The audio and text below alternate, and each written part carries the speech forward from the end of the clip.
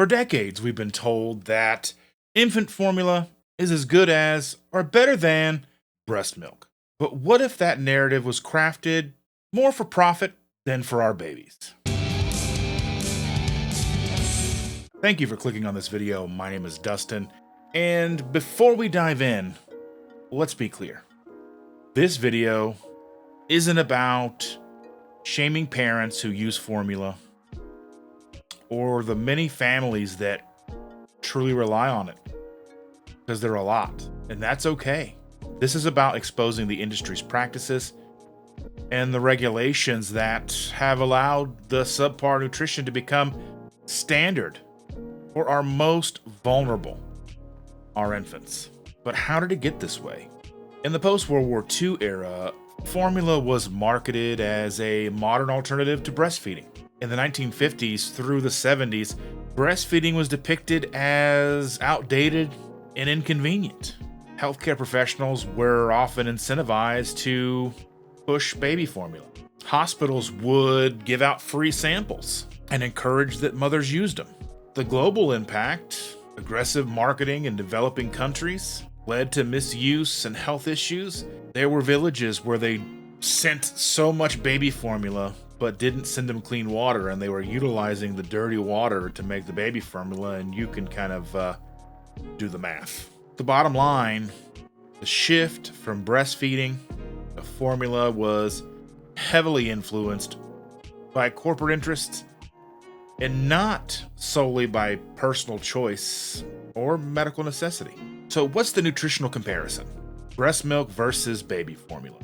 Well, let's take a look. Breast milk per 100 milliliters has 65 to 70 calories, 3.5 to 4.5 grams of fat, and it's a ratio that's high in saturated fats and cholesterol. Essential fatty acids contains DHA, AHA, carbohydrates, which is 7 grams, primarily lactose, proteins, 1 gram, 60% whey, 40% casein.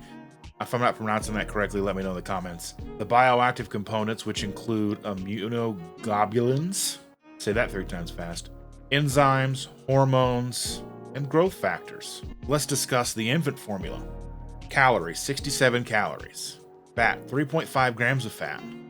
Fat composition, primarily unsaturated fats from vegetable oil, which is palm, soybean, canola. Cholesterol, lower levels compared to breast milk. Carbohydrates, 7 grams, often includes corn syrup solids or maltodextrin. Proteins, about 1.5 grams, which varies by brand, and all of this is going to vary by brand. Additives, fortified with vitamins, minerals, lacks many bioactive components found in breast milk that can impact infant development.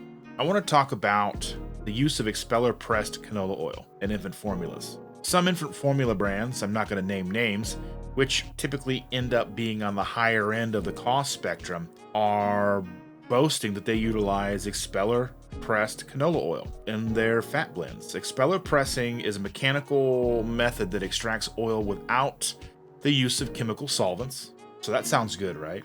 Which is a step above the traditional methods that often involve chemicals like hexane. However, it is important to note that expeller pressing involves heat generated through friction, which can reach temperatures up to 185 degrees Fahrenheit. This heat can degrade some of the oil's nutrients. In contrast, cold pressed oils are extracted at lower temperatures, preserving more of the nutrients. Despite these processing methods, canola oil, whether expeller pressed or cold pressed, is low in saturated fats and cholesterol, components that are naturally abundant in breast milk and crucial for infant development. If you're finding this information valuable, please take a moment, hit like, share, subscribe, consider becoming a member. Take a look at KetoSimple.shop for other ways to support this channel. Regulations in the United States, guidelines limit the saturated fat in infant formula, despite their presence in breast milk. These guidelines stem from outdated dietary recommendations that vilify saturated fats. As a result, they rely on cheaper plant-based oils instead of animal fats. Breast milk naturally contains saturated fats and cholesterol, Yet, formulas are restricted from including similar levels due to regulatory standards. Let's discuss some common ingredients in store-bought baby formulas. Infant formulas, regardless of brand or price point, often share a core set of ingredients. Fats typically derived from vegetable oils such as palm, soy, coconut, canola. These types provide essential fatty acids but differ from the saturated fat profile of breast milk. Carbohydrates commonly include lactose, corn syrup solids, maltodextrin, and sucrose. These serve as energy sources but vary on their impact on infant digestion. Additives such as vitamins, minerals, and other compounds like DHA, AHA, prebiotics, probiotics are added to mimic the nutritional profile of breast milk. It's important to note again that these ingredients are designed to meet nutritional standards that may not fully replicate the complexity and benefits of breast milk. And let's talk about a cost comparison. Breastfeeding versus formula feeding. So powdered formulas, cost per ounce vary between 15 cents and 20 cents an ounce. Monthly cost $100 to $150. Annual cost $1,200 to $1,800. Ready to feed formulas, cost per ounce 20 cents to 55 cents. Monthly cost $150 to $300. Annual cost $1,800 to $3,600. Breastfeeding, while free, you'll need in most cases a breast pump, which is about $150 to $300 for one time. Accessories, bottles, storage bags, $20 to $50 a month. Additional food for the mother, $2 to $4 a day. Annual cost $500 to $1,000. While breastfeeding has upfront costs, over time it's generally less expensive than formula feeding, but I mean that kind of goes without saying, right? Why does this matter? This discussion isn't about shaming parents who use formula.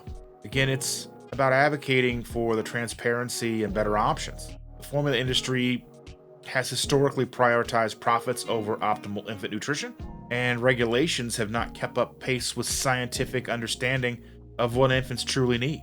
Breast milk is a dynamic, living food tailored for human infants. Formula, while necessary in a lot of cases, is a manufactured substitute that lacks many of the beneficial compounds of breast milk. If this is the best we can offer our babies, it's time to demand better.